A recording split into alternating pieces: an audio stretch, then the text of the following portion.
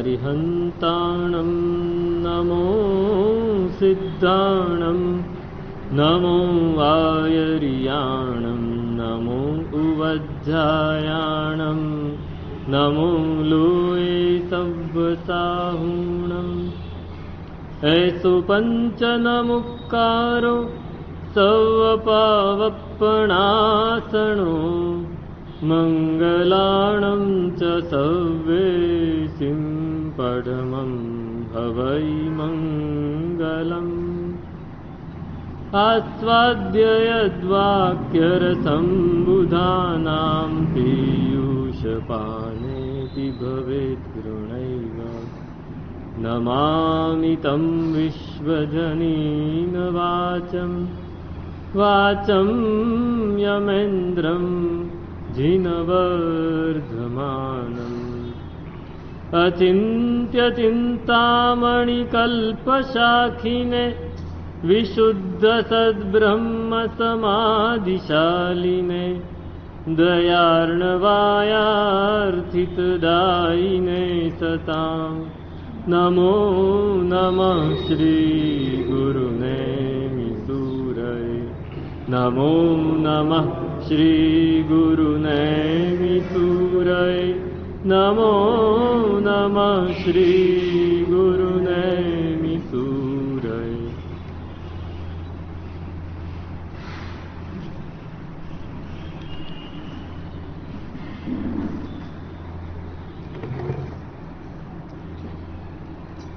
ધર્મ ધ્યાન એની તૈયારી આપણે કરી રહ્યા છીએ. ધર્મ ધ્યાનમાં આપણે સ્થિર થવું છે તો એની ભૂમિકા શું? આર્ત ધ્યાન રૌદ્ર ધ્યાનમાં સ્થિર જ છીએ આપણે. ધર્મ ધ્યાનમાં સ્થિર થવું છે તો એને માટે સૌથી પહેલા ભાવના ભાવવી પડશે. પહેલી ભાવના આપણે કાલે વિચારી જ્ઞાન ભાવના. ભાવના એટલે એક વસ્તુ પર વારંવાર ચિંતન કરવું, એને ભાવના કરવું. એક જ વસ્તુ પર જુદી જુદી રીતે, એટલે આપણા મગજમાં એ ફિટ થઈ જાય, અને ફિટ થઈ જાય એટલે પછી આપણે એમાંથી હલીએ નહીં. જ્ઞાન જ્ઞાન બહુ જ જરૂરી છે. જ્ઞાન વગર ધ્યાન થઈ શકે નહીં. એટલે સૌથી પહેલા જ્ઞાન ભાવના, કે તમે કંઈક ને કંઈક વાંચ્યા કરો, કંઈક ને કંઈક ભણ્યા કરો, એને લીધે શું થાય? તો એ કહે છે કે જ્ઞાનથી સૌથી પહેલા તો નિત્ય અભ્યાસ કરવાથી મન શુભ વ્યાપારમાં સ્થિર રહે, અશુભમાં જાય નહીં. અશુભમાં ન જાય એ સૌથી પહેલો જ ફાયદો. ધ્યાનમાં શુભ ધર્મ ધ્યાનમાં સ્થિર થવું છે તો અશુભથી અટકવું પડશે. તો અશુભથી કેવી રીતે અટકાય? જ્યાં સુધી જ્ઞાન ન હોય, આ શુભ છે કે અશુભ છે ખબર જ ન હોય તો આપણે એમાં જતા રહીએ. એટલે અશુભ વ્યાપારથી અટકવા માટે જ્ઞાન જોઈએ. શુભમાં સ્થિર થવા માટે જ્ઞાન જોઈએ. મનને શુદ્ધ કરવા માટે જ્ઞાન જોઈએ. આ ત્રણ વસ્તુ. મન સામાન્યથી શુદ્ધ થાય, વધારે શુદ્ધ તો ધ્યાનથી થાય. અને ચોથી વસ્તુ, જ્ઞાનથી સંસારનો સ્વભાવ જણાય એટલે વૈરાગ્ય આવે. જ્ઞાનથી સંસારનો સ્વભાવ જણાઈ જાય. અનુભવથી તો જણાય જ છે, પણ અનુભવથી જણાતા સ્વભાવ ઉપર આપણે સ્થિર નથી થતા. આપણને વારંવાર અનુભવ થાય છે કે કોઈક છેતરી જાય છે, કોઈક કંઈક કરી જાય છે, કોઈક ચોરી જાય છે, કોઈક ગમે તે કરી જાય છે, અને આપણે વિચારીએ છીએ ખરા, આપણે બોલીએ છીએ ખરા સંસાર આવો જ છે, એ છતાંય પાછા એમાં ને એમાં લાગી પડીએ છીએ. જ્ઞાનથી જ્યારે આપણે વિચારીએ છીએ ત્યારે આપણું મન ધીમે ધીમે ધીમે એ વૈરાગ્યથી વાસિત થતું જાય છે.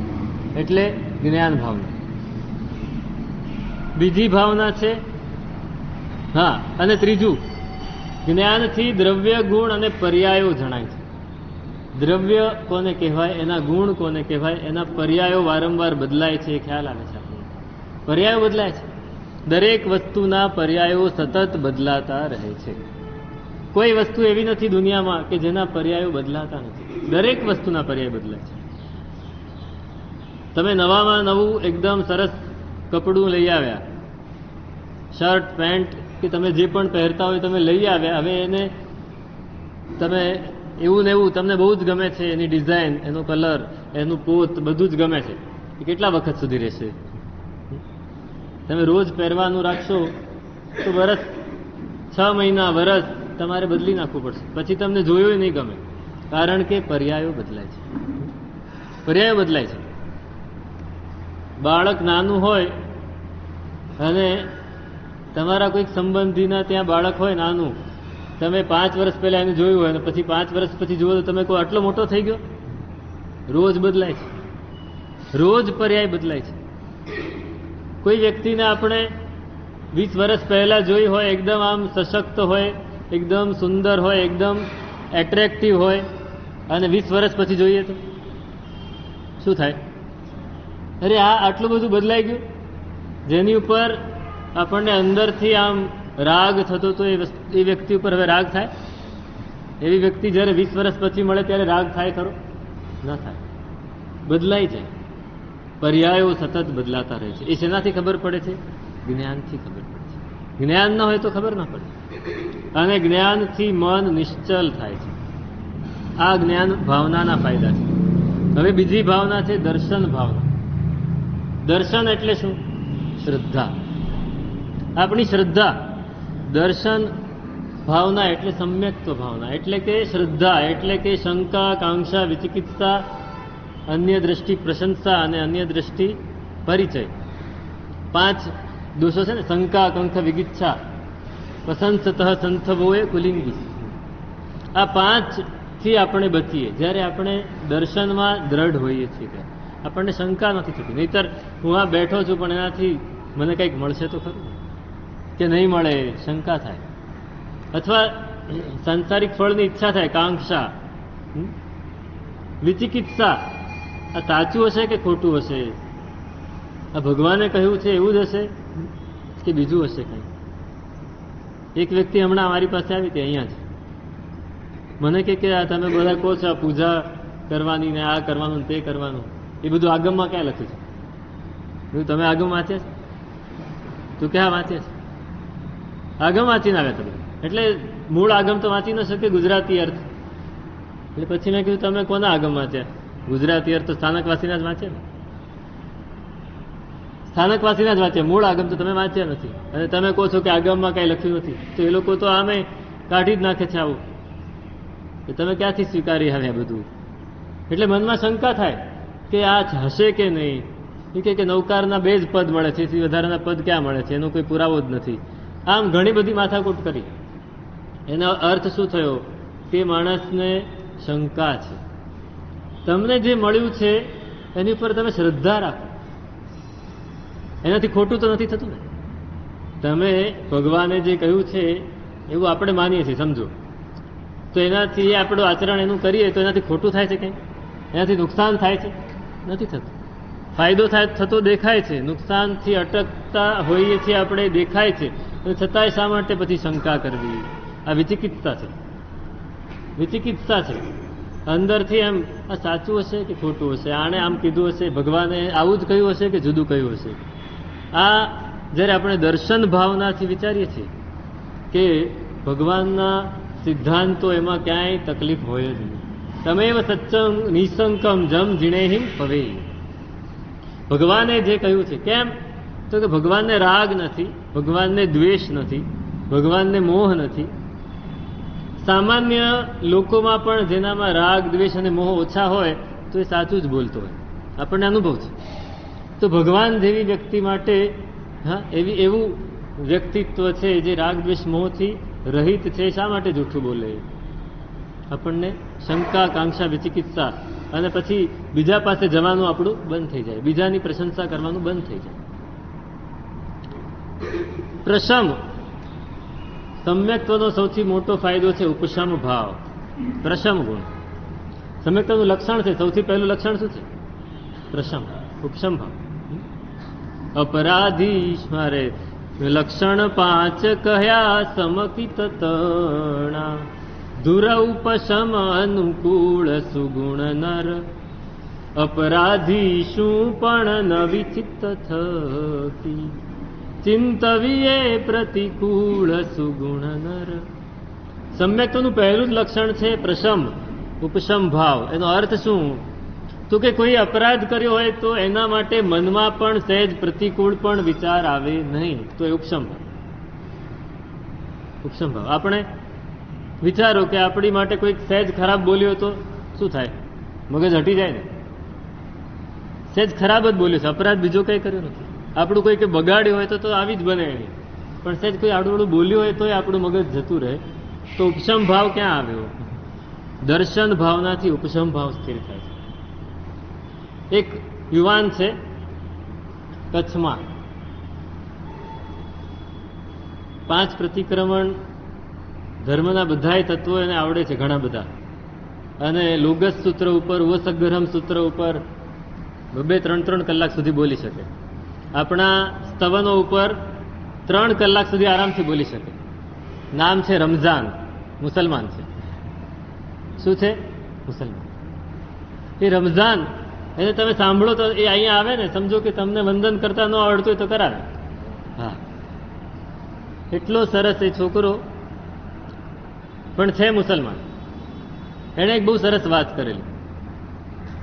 આ ઉપશમ ભાવની હું વાત કરું છું.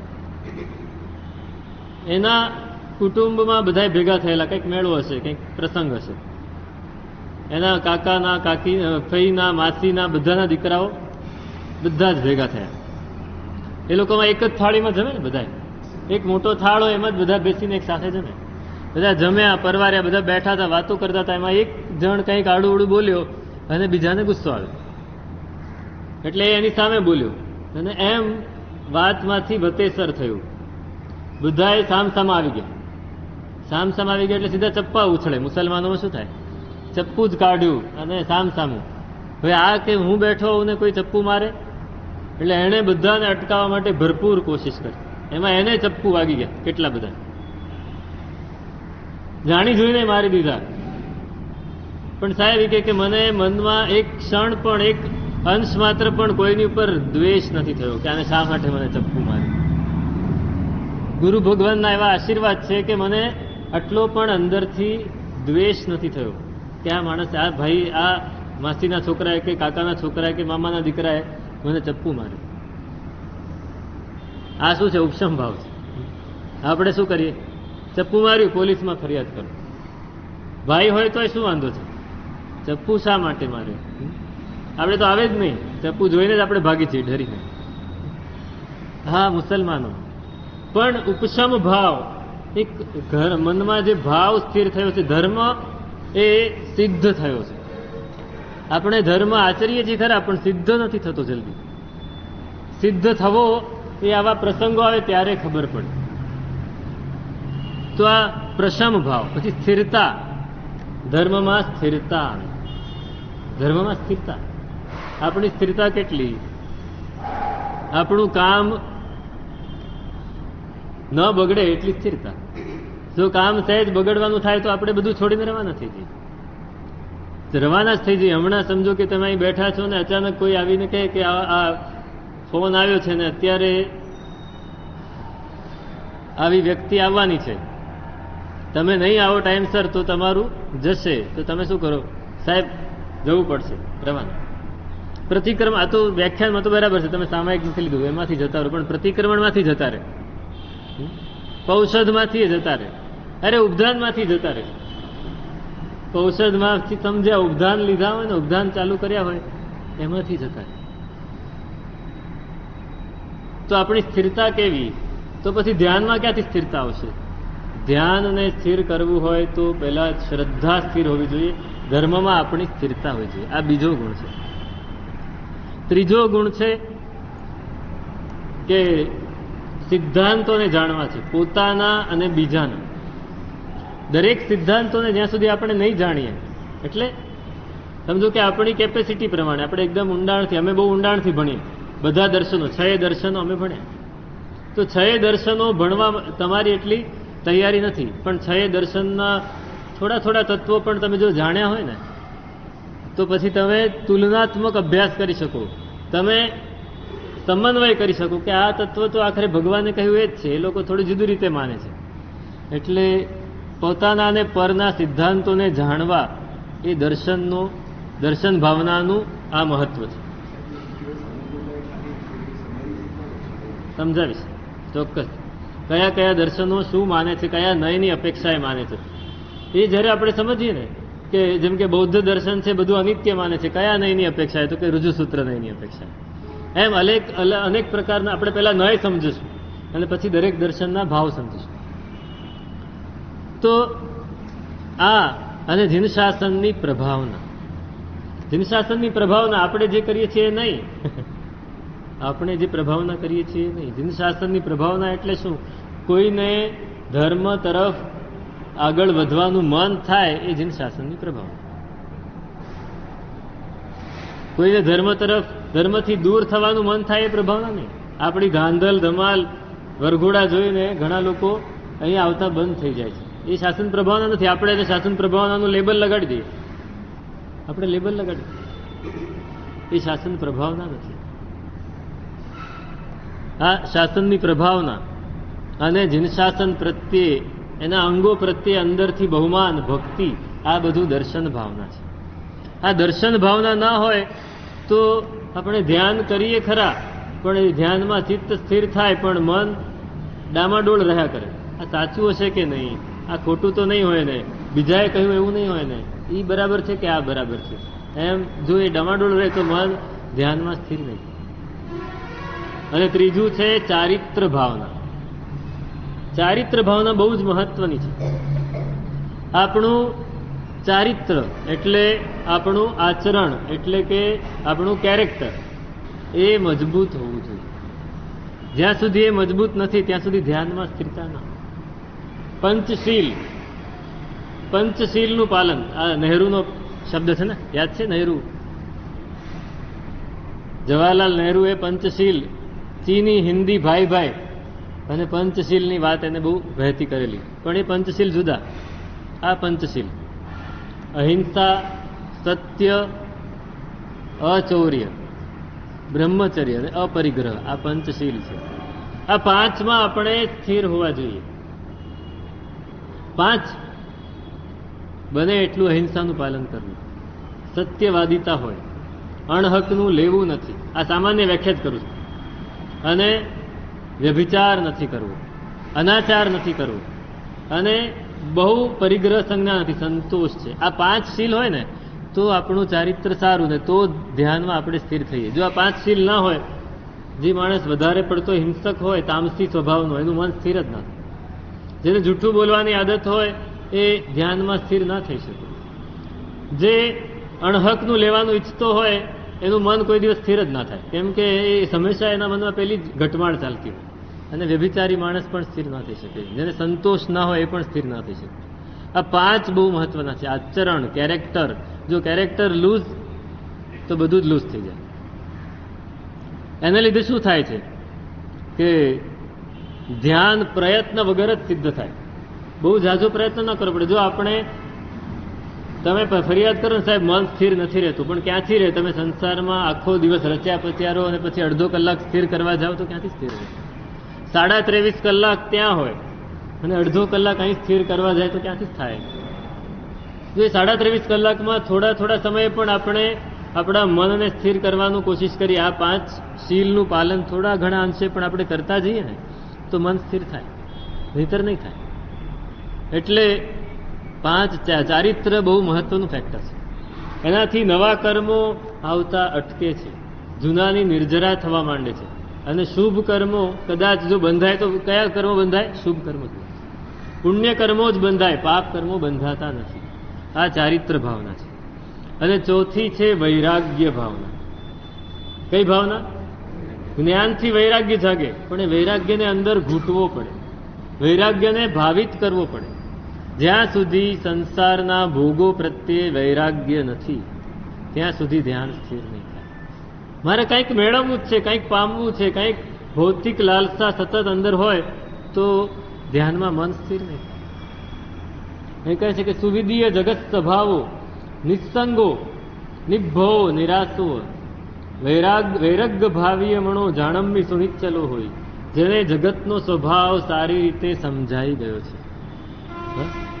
જગતનો સ્વભાવ સર્વમ અનિત્યમ પશ્ય ભંગુરમિદમ વિષય સુખ સૌહૃદમ પશ્યતામેવ નશ્યતિ સહાસમ એતદનુહરતિ સંસાર રૂપમ રયાદ જલદ જલ બાલિકા રુચિ વિલાસમ.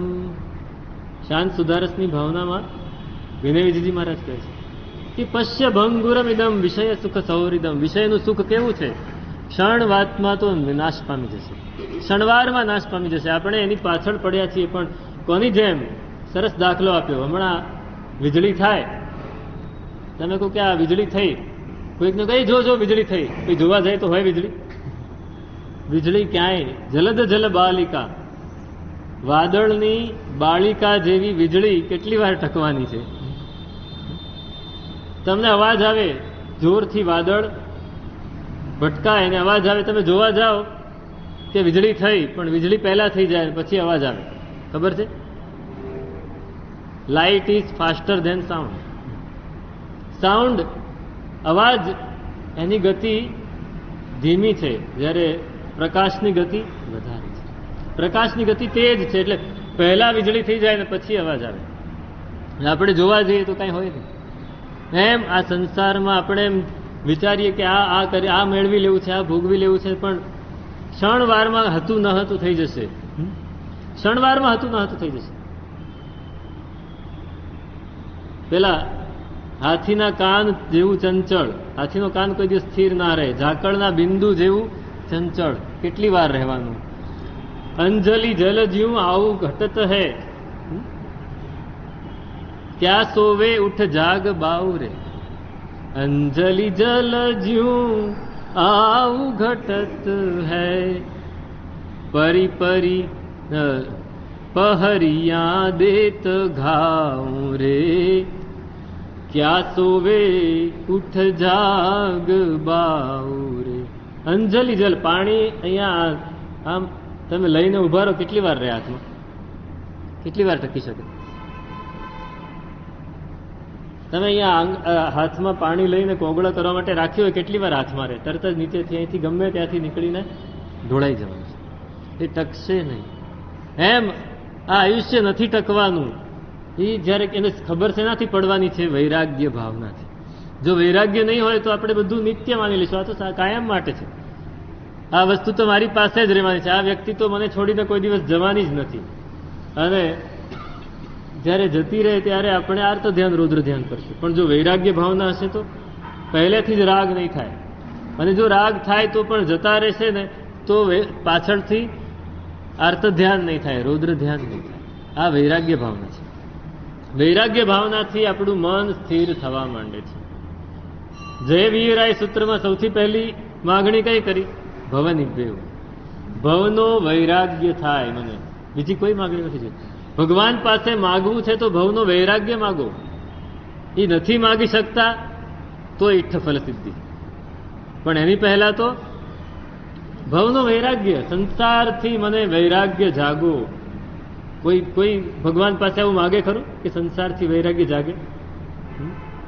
આપણે રોજ બોલી જઈએ છીએ, પણ ભવો ભવ તુમ ચરણોની સેવાય બોલી જઈએ છીએ. પણ શું સેવા? આ સેવા.